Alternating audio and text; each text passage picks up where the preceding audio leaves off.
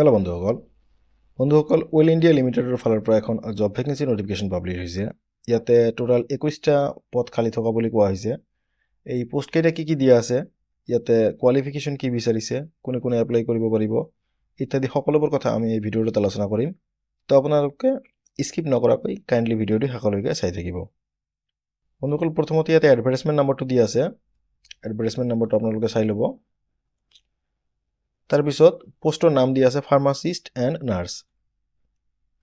তো ফাৰ্মাচিষ্ট আৰু নাৰ্ছৰ কাৰণে এই পোষ্টকেইটা খালী আছে। টোটাল ভেকেণ্ট পোষ্ট দিয়া আছে আপোনাৰ 21টা আৰু এংগেজমেণ্ট টাইপ দিয়া আছে কণ্ট্ৰাকচুৱেল। আপোনাৰ এই পোষ্টকেইটা আপোনাৰ কণ্ট্ৰাকচুৱেল পোষ্ট হয়। ডিউৰেশ্যন অফ কণ্ট্ৰাক্ট দিয়া আছে initially for a period of 6 months. মানে এই পোষ্টকেইটা প্ৰথম অৱস্থাত আপোনাৰ 6 মাহৰ কাৰণে কণ্ট্ৰাকচুৱেল পিৰিয়ডত থাকিব আৰু ফিউচাৰত আপোনাৰ পাৰফৰ্মেন্সৰ ওপৰত বেছ কৰি হয়তো আপোনাৰ কণ্ট্ৰাক্ট পিৰিয়ড বঢ়াই দিয়া হ'ব। আৰু মোড অফ চিলেকশ্যন দিয়া আছে ৱাক ইন প্ৰেক্টিকেল বা স্কিল টেষ্ট। মুঠতে আপোনাক ৱাক ইন ইণ্টাৰভিউত বহিব লাগিব। ভেকেঞ্চি ডিটেইলছ যদি আমি চাই লওঁ, ফাৰ্মাচিষ্টৰ কাৰণে ভেকেণ্ট পোষ্ট আছে 4টা আৰু নাৰ্ছৰ কাৰণে টোটাল ভেকেণ্ট পোষ্ট আছে 17টা। চেলাৰী যদি আমি চাওঁ, ফাৰ্মাচিষ্টৰ কাৰণে আৰু নাৰ্ছৰ কাৰণে দুটা পোষ্টৰ কাৰণে ইয়াতে চেলাৰী ছেইম আছে।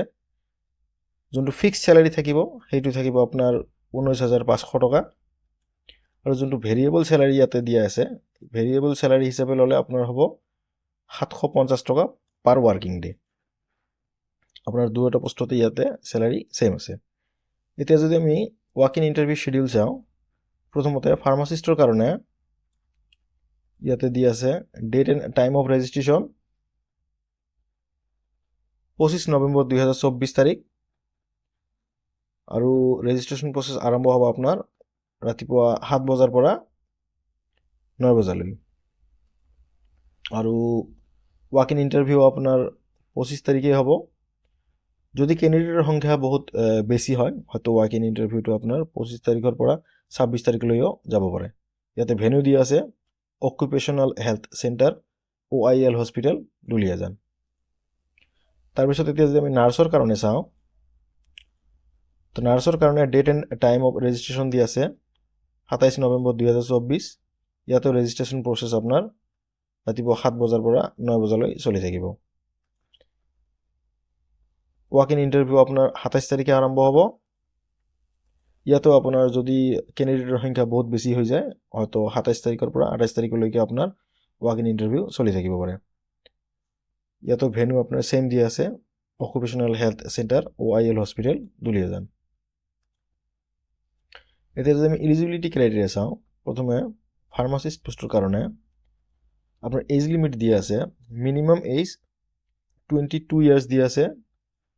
তো মিনিমাম 22 ইয়াৰ্ছ হ'ব লাগিব আৰু মেক্সিমাম এজ লিমিট জেনেৰেল কেটেগৰীৰ কাৰণে দিয়া আছে 40 ইয়াৰ্ছ, OBCৰ কাৰণে দিয়া আছে 43 ইয়াৰ্ছ আৰু SC/STৰ কাৰণে দিয়া আছে 45 ইয়াৰ্ছ। ইয়াতে কোৱালিফিকেশ্যন বিচাৰিছে 10+2 ইন ছায়েন্স ষ্ট্ৰীম। তো ছায়েন্সত হায়াৰ ছেকেণ্ডেৰী পাছ কৰা হ'ব লাগিব আৰু 2 বছৰৰ ফাৰ্মাচীত ডিপ্ল'মা কৰা থাকিব লাগিব। তাৰোপৰি আকৌ ইয়াতে বিচাৰিছে মিনিমাম 2 বছৰৰ আপোনাৰ এক্সপিৰিয়েঞ্চ থাকিব লাগিব।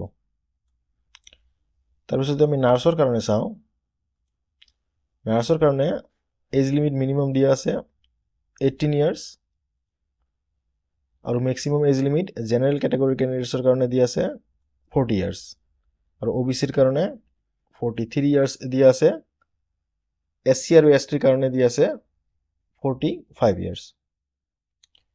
ইয়াতে যদি আমি কোৱালিফিকেশ্যন চাওঁ, ইয়াতে প্ৰথমতে দিয়া আছে হায়াৰ ছেকেণ্ডেৰী লাগিব যিকোনো ষ্ট্ৰীমত হ'লে হ'ল আৰু 4 বছৰৰ BSc নাৰ্ছিং কৰা থাকিব লাগিব। আৰু তাৰপিছত দিয়া আছে যে মিনিমাম 2 বছৰৰ এক্সপিৰিয়েঞ্চ থাকিব লাগিব। নাইবা আৰু দিয়া আছে যে হায়াৰ ছেকেণ্ডেৰী থাকিব লাগিব আৰু নহ'লে 3 বছৰৰ GNM ডিপ্ল'মা কৰা থাকিব লাগিব। আৰু 2 বছৰৰ এক্সপিৰিয়েঞ্চ থাকিব লাগিব। এতিয়া ৱাক ইন ইণ্টাৰভিউৰ কাৰণে বন্ধুসকল আপোনালোকক প্ৰথমতে আপোনাৰ বায়'ডাটা লাগিব। বায়'ডাটাৰ ফৰ্মেটটো আপোনাৰ ইয়াতে তলত লিংক দি আছে, তাৰ পৰা ডাউনলোড কৰি ল'ব পাৰিব।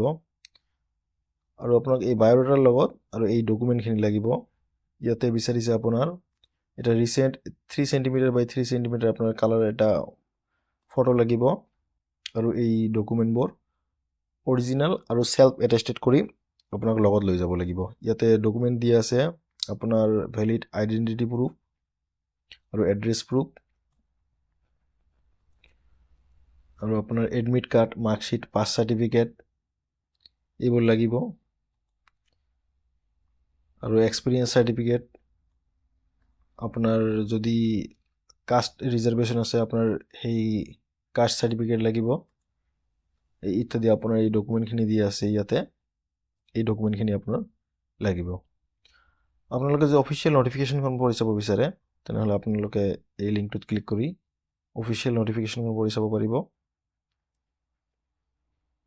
আৰু এপ্লিকেশ্যন ফৰ্ম মানে আপোনাৰ বায়'ডাটাৰ যোনটো ফৰ্মেট আছে এইটো যদি ডাউনলোড কৰি ল'ব বিচাৰে ইয়াৰ পৰা তেনেহ'লে এই লিংকটোত ক্লিক কৰি আপোনালোকে বায়'ডাটাটো ডাউনলোড কৰি ল'ব পাৰিব। আৰু এই ৱেবছাইটটোৰ লিংক মই আপোনাৰ এই ভিডিঅ' ডিছক্ৰিপশ্যনত দি দিম। আপোনালোকে তাতে গৈ ক্লিক কৰি আপোনাৰ এই ফুল নটিফিকেশ্যনখন আপোনালোকে পঢ়ি চাব পাৰিব।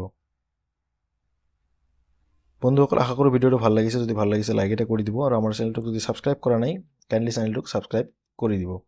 আমি এনেকুৱা জব ৰিলেটেড টপিকছত ভিডিঅ' অলমষ্ট ডেইলি পাব্লিছ কৰি থাকোঁ। ধন্যবাদ।